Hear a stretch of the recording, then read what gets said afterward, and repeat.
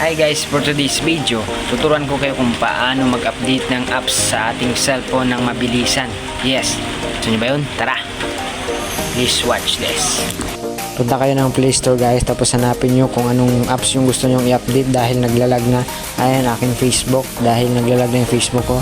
I-click nyo lang po yung update. Maglo-loading na po yan siya.